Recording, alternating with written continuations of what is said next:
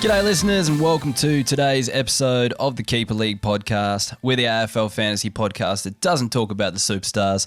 We only talk about the lesser knowns and the players that are going to bring value to your draft and Keeper League teams. Today I'm joined by a lifelong Gold Coast fan, none other than Stevie Fizz. How are you, mate? Very well. I'm happy to be here. It seems like a long time coming. You've never actually been on the show before, have you? No. I think I've been on the Draft Doctors a couple times, but yeah, I've never returned the favour. I apologise for that, mate. It's good to finally have you on here. No, that's all good. All good. We'll make it memorable. That's it. We've got 30 minutes dedicated to Sam Flanders. Let's not kid ourselves. So it's going to be pretty bloody memorable, isn't it? Yeah. There's definitely 30 minutes worth to talk about. That's the best part. Well, Gold Coast Suns, sometimes it can be pushing it, but there is a bit of few things going on there. They're not the most fantasy friendly team. They weren't last year anyway. They used to be, but not sure if that's their game plan or just the team themselves. They don't have that many good players. I'm not sure, but seemed to be more direct play last year, less kind of passing around defense, all that sort of stuff. What's your take on the Gold Coast Suns as a whole? Yeah, they want to play fast. Yeah. And that's been a thing for a couple of years. And I don't think they really had the cattle hadn't developed, I should say, more so in 21 than 22. And they're sort of getting there. And even if you look at it this year, like that, they dropped the marks and obviously they didn't play finals or anything, but they increased their goals and inside 50s dramatically as a team. So I think that's just how they want to play. Yeah, I think that might be the case too. So I don't know if we'll see too much of an increase from some of these players, but we'll talk about a few anyway and see what you think. So this year on the show, I've broken the show up into undervalued players, breakout contenders, and some stash options. So obviously the undervalued are players that are probably going to be drafted lower than their average might suggest. The breakout contenders are guys that fit that mold about to break out in their careers, and the stash options are guys that might not be just ready to go, but give them a couple of years and they'll be good as gold. So we'll get started with the undervalued. So the first player I want to talk about, Steve, is Lachie Weller. So he switched to defence last year, and it looked like he was just starting to get a bit of a feel for things when he got injured. So I think he did an ACL in the end. But like the game that he actually got injured, he was actually looking like he was going to put up a pretty reasonable score. And I felt like things were just starting to click after that switch to defence. So when he's back, do you think he's going to be a decent option in a Gold Coast kind of lineup that's a bit depleted in defence? What do you think? Yeah, I do think that. It's always tough to predict how guys are going to respond coming off an ACL. So that'd be my only concern. But one of the real weak areas of the Suns is their ball use, and he's actually one of their quality ball users. So I'd expect him to slot back into defence and probably take those kick-ins like he was. Yeah, I don't think he's a bad option, and he's a player that I think is going to slide a bit due to that injury. You're 100% right with those ACLs, though. We often see players aren't quite right with that, so he might be a bit of a slow burn, but hopefully by the end of the season he can get things going again and be a reasonable scorer for us. Is he even due back at the start of the year? I'm not even sure. I think he'll be around the mark. I think there's a lot of news about him super pushing hard for a return, but I can't see him, even if he does, I can't see him really making a big name for himself in the first month at best. Yeah. Because it was a back half injury. Yeah, that's right. That's what I was thinking. He might not be ready to go, but hopefully he is. But I think for that reason, he's probably going to slide in draft, so he might be undervalued there. A favourite of mine, or became a favourite of mine last season, is Ben Ainsworth. So he was really solid up forward last year. I think earlier in his career, there's a few stints in the midfield. I think those days are over, but he showed last year he can still be solid in the forward line. I think there was a streak he went on where he didn't go under 70 for like 6 or 7 weeks in a row, which was really handy for me as like my F4 in my side. So I was pretty happy with him. Would you recommend him in that range, going for that F3, F4 kind of range? It's kind of a funny one. Probably F4 is a better spot. And we kind of see this every year where these guys who are only playing as a forward, and he's a lead out, the link between the midfield and the forward sort of player. Yeah. These guys just get passed by the guys who, benefit from an injury or whatever, which are hard to predict, right? Yep. Like they're really hard to predict. The other problem I have with Ainsworth is it feels like he's kind of maxed out. I'd agree with that. Yeah, I just can't see him getting much better. What do you think he's like consistent average is though? I really think mid-70s is pretty good. Yeah, Like, but for defenders that year, I'm taking that. Yeah, sorry, and for that's forwards. fine. For forwards this year, I'm taking that. Yeah, in a keeper league, you probably want to take that. That's fine. In a redraft league, if you end up with him because he slides, that's okay. But it's not someone I'm chasing. Yeah, I get you. Yeah, so for me, he's like on the cusp of keeping just because, like, you know, your forwards are kind of a bit depleted after this year because of all the position changes and all that sort of stuff. So you've left with absolute scraps in your side. So for me, he actually slides up to like my F3, F4, that kind of range for me, because that's all I've got up forward left, really. I just can't see him maintaining though. Yeah, I can see a 70 average, like, and that's what I'm expecting, and that's what I'm hoping for, really, and that's serviceable for him.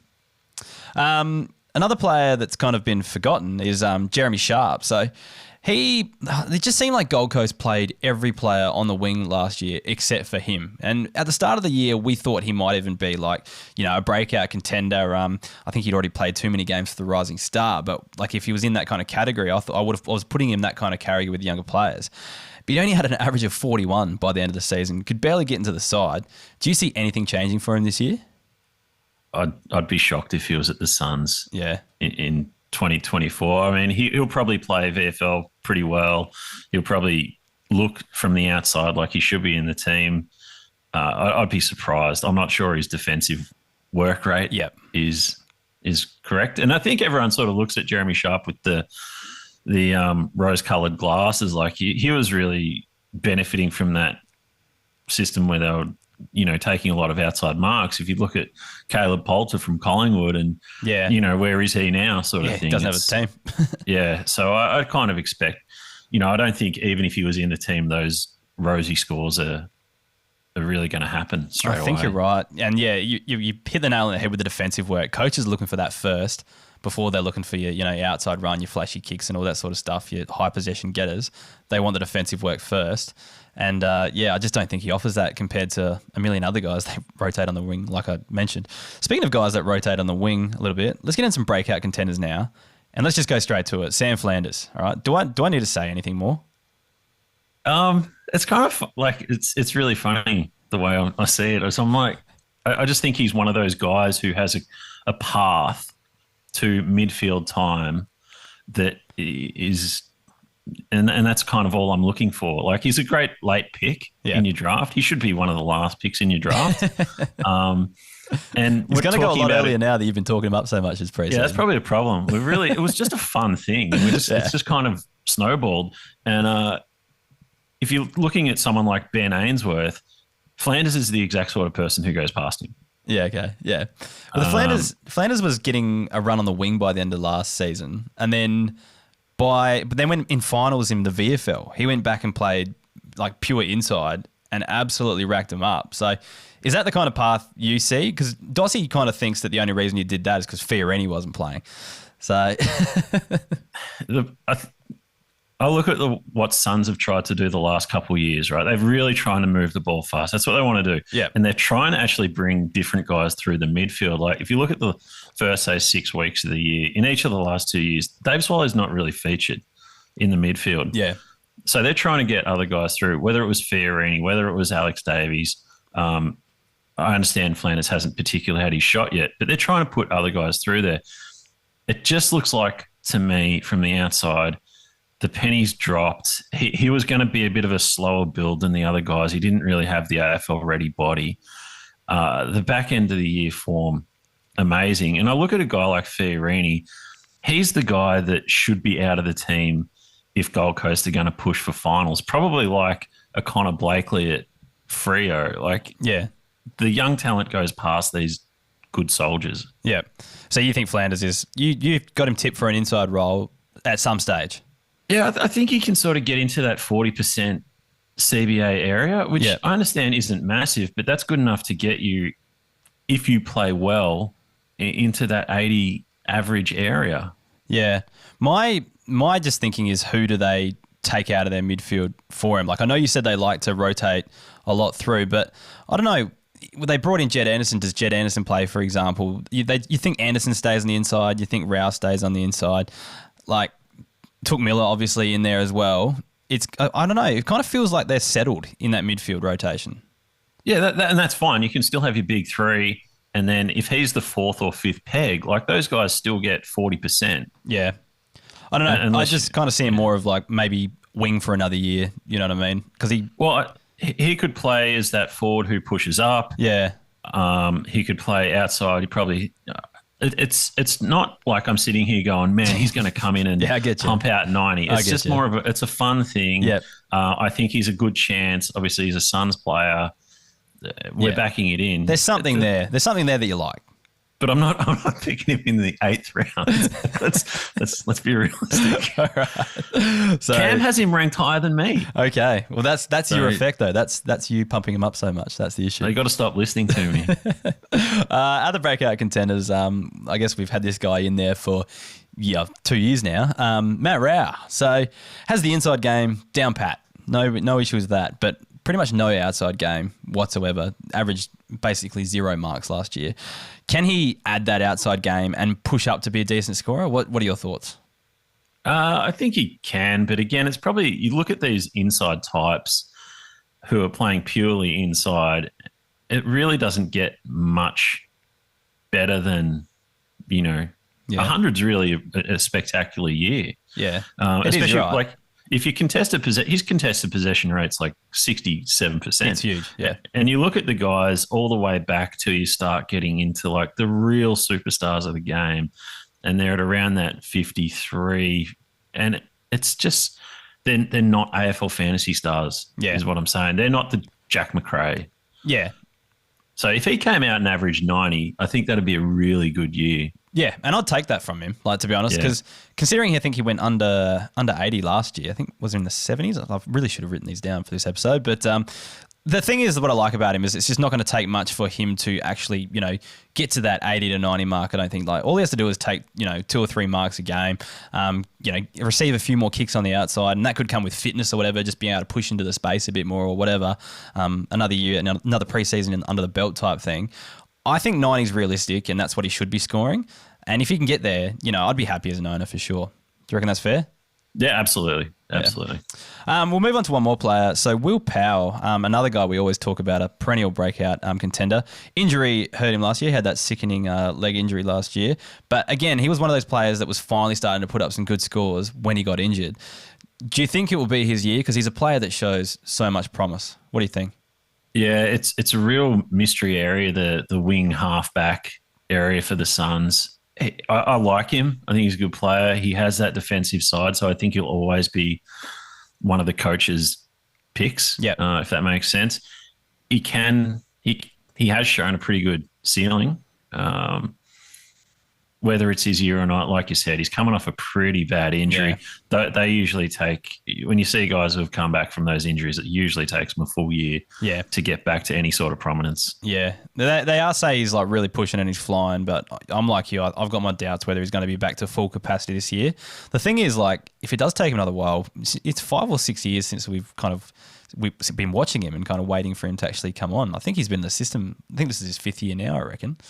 So maybe 4th, but yeah. I mean, not everyone's a star. Yeah, true. Star fantasy player. Like, you need good defenders. We want them all to be stars, but you're right. It doesn't always happen. I feel like I'm pouring I was like getting ready for the show, and I'm just like, I'm going to pour cold water on every player here. I like this because it's like I think in the fantasy circles, we overhype things probably too much, or we look at like best case scenario too much, and it kind of does pay to be a realist a bit more of the time. We got to dish out the content, but at the same time, we got to give good advice too. So I think the way you broke down the way the midfield works in relation to Flanders is what people should be doing, is like work backwards for your breakouts. Like, does it make sense? Yeah. Maybe not. Yeah, you're right. So, look for teams that have holes in them and things like that where players could legitimately fill them. But we'll talk about the stash options next. So the one I've got as a stash option who I think will just take a little bit more time is Elijah Hollands. Only played a handful of games at the back end of last year. I think people are expecting big things. I think in the classic circles, he was a big name last year because he was just so cheap. Everyone wanted him in. Performed well in the VFL the year prior. Took a while to get going again last year. But yeah, what are your thoughts on him? Do you think what role do you think he plays? Someone like Elijah Hollands?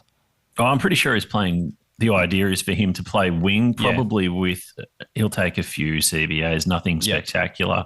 Yeah. Probably play off the half forward flank a little bit. Yeah, he was one of those players that I was mentioning earlier, how they rotated about 4 guys on the wing at the end of the season. He was part of that rotation big time. And it was evident because he lost forward status as well. So he was playing predominantly up on that wing.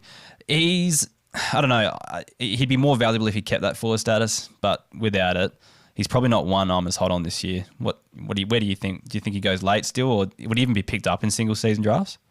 Oh, I wouldn't have thought so. Yeah. No, I wouldn't have thought so either. He's more of a keeper league option, just a stash for maybe 2 or 3 years' time, I reckon.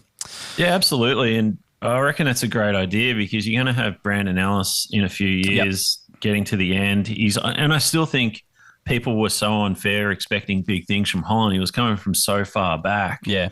A good slow burn. That's all good. I reckon. All right, that brings us to the end of my list. Do you have anyone else from Gold Coast you want to talk about? Seeing though you're such a huge fan, you should know the list like the back of your hand. Well, anyone you want to talk about? I think Ben Long's an interesting one. Yep, very good. He has the forward status. We know what he's going to be. Well, we shouldn't say we know exactly what he's going to be doing. He'll be playing in defence. Yeah. Whether that's an attacking role, whether that's a defensive role. He certainly has a defensive game. Yep. So, we're talking earlier about. I think he's worth a flyer.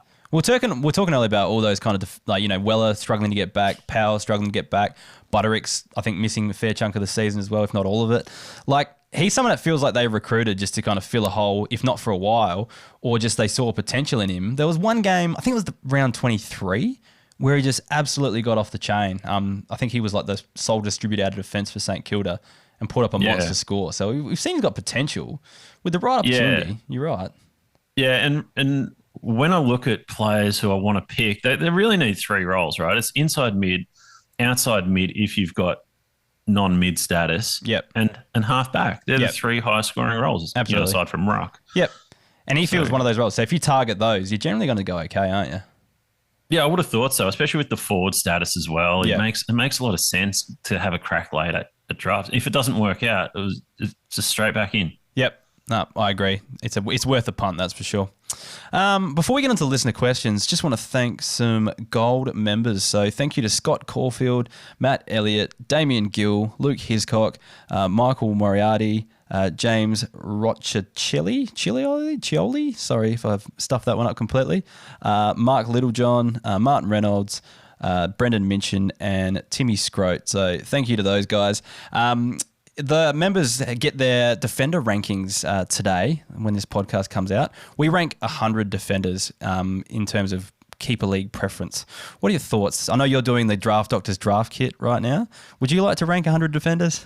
No, man, it gets so dark after like D50. It's probably even D50. Earlier. Yeah, I was going to say it's quite obscure. Some of the rankings, like some people that there's 3 of us that Kays and I do ours, and then the members have chipped in to do a combined effort, like a members voting form.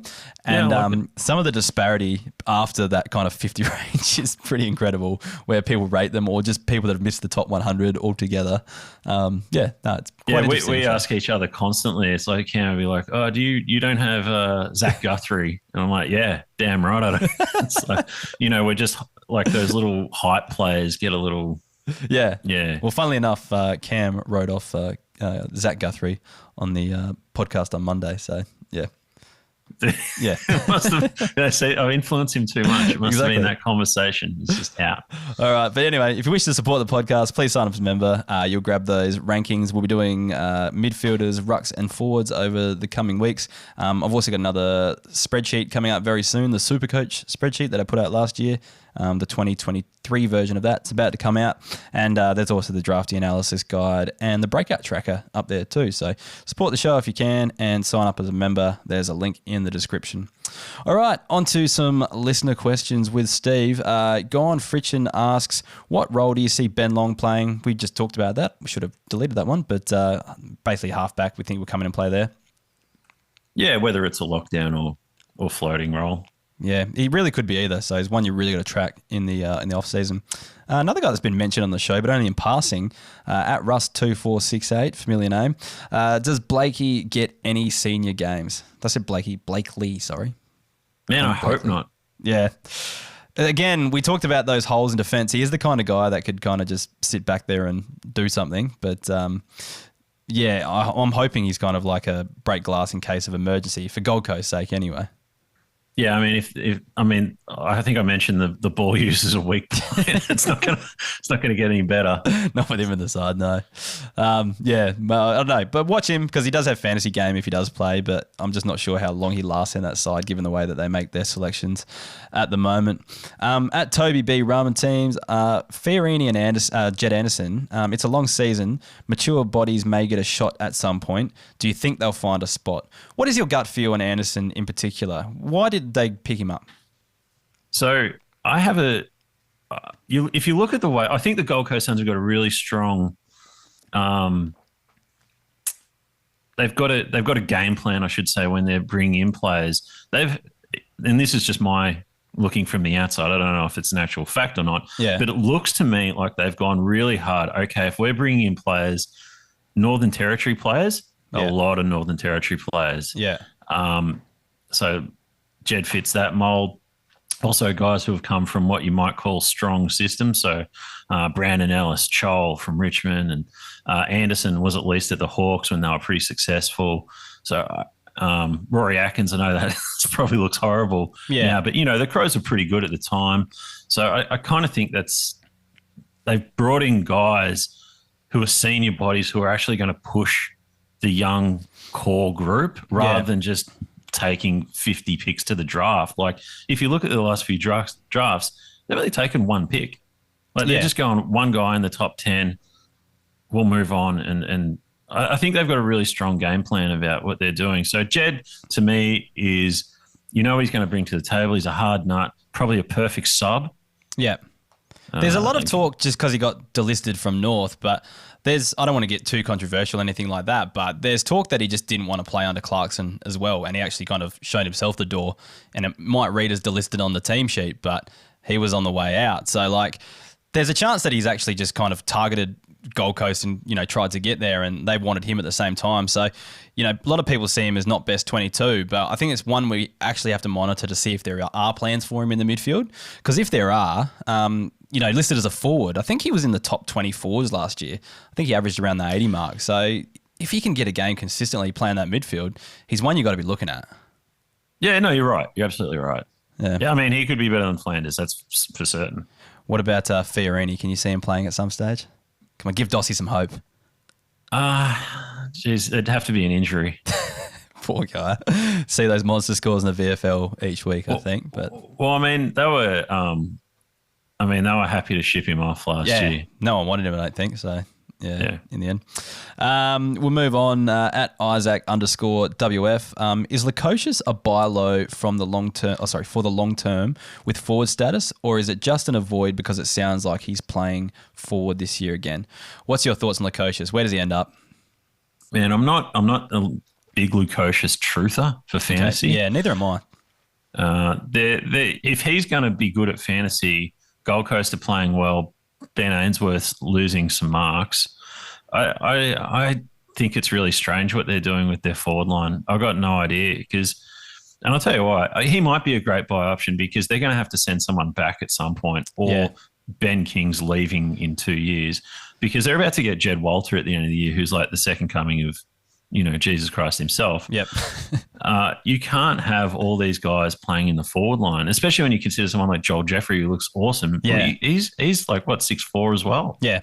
And you got, Ben King coming back this season. Is anyone else who's out this season? Ben King's in this year. He signed up through 2024. Yeah. You got Chol, who's their chop out ruck. Yep. You got Lachocious. Yeah, there's a lot of tall options up there. And they're going to have Walter. Like, I don't understand. And you got Jeffrey, who's tall as well. It's. Now, the other thing is as well.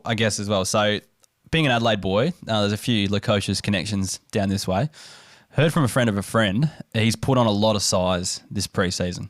So whether that means they're trying to turn him into one of those, big gorillas in the forward line and kind of use him as a key target. I don't know if that's, true. That's just what I've heard. But if that's the case, they might be looking to use him forward. That's all. I mean, they're clearly going to play him forward. Yeah. So I think everyone saw like him go on the wing in his second year and then, halfback flank and then the wing. And people are just expecting that to last forever. But I think sometimes with these key tools, and I've been saying this for years, they stick them back there just to get the footy in their hands, learn to read the play, learn how the ball comes into forward lines and stuff like that, then go back and do your thing when your body's developed. I think the coaches could be one of those types. He might be a good stash because, I mean, he was battling the PCLs last year. Yeah. First year playing forward. So, who knows? He might be a stash, but it's not my taste. Yeah, I'm not going after him either. At Janitor's time, Connor Butterick got a future as an 80-plus defender, perennially injured all the time. I think he's out for a lot of this season with the knee again. I think the underage fantasy scoring for Butterick is why everyone's hooked on him. And he does look like he's a good user when he's got it, even though he's a little fella. I don't know. I can't see it. What do you think about Butterick? Yeah, it's hard to see at the minute. Yeah, we need to see him play some consistent footy. That's the thing. That'll give us a better idea, but it just doesn't seem to come. And the last one is from Daniel Aitken. Mac Andrew, is he worth stashing? Yeah, I think so. Yeah. If you can afford it. Yeah. Well, see, in our league, we play rookie lists. So, like, you can take a guy at the absolute dregs of the draft and keep him for 2 years instead of the one. But they have to be taken like with one of your very last picks. As a ruck forward, like if he can end up in the ruck and actually, he's got the athletic ability to actually kind of get around the ground and get some touches and stuff like that. If he can end up as a ruckman, then I'm all about him. But it just depends whether he's going to end up as one of those key position players that are a bit more dour. I don't really know. Haven't seen enough of Mac Andrew. Yeah, they're playing him in defence. Yeah. And he'll take a few intercept marks probably. And he's probably more of a super coach style player. Yeah, that's what I was thinking. Yeah. But, Witts is eventually going to retire. Yeah. If he ends up in the ruck, I'm all about it. That's why I think maybe a stash. But very late. I mean, you're going to have to be patient because he's going to take a while to put on the size required. Absolutely. Yeah. Well, yeah, I reckon around the 24 age mark is when rucks tend to come good. So be waiting a little while. All right. That's a wrap. Do you want to give anything a plug? Do you want to talk about a certain document that you've got coming out soon? Yeah, so the draft kit, the Draft Doctors draft kit, will be out on Wednesday. Oh, well, that's the day this podcast comes out. So perfect. Well, if it's not out, blame Cam. Get into his mentions. That's at Potato Bake. Give him all the grief. So Wednesday night might be your best bet. All right. Well, I look forward to that. I buy a copy every year. It helps me with my single season drafts. It also just gets your insight on a few players I'm looking at as well. Like it's just good to know what you guys think as well. Plus, there's like so many great tips and strategies and stuff like that. Especially if you haven't played draft a lot in the past. It's probably the best resource out there for newcomers to the game. But also if you just want some kind of insight on a few lesser known players as well, I think it's a great resource. So congratulations on that one. Looking forward to reading another one. And thanks, mate. Yeah, just print it out, put it in the dunny, and get through it over summer. That's it. All right, well, that's a wrap.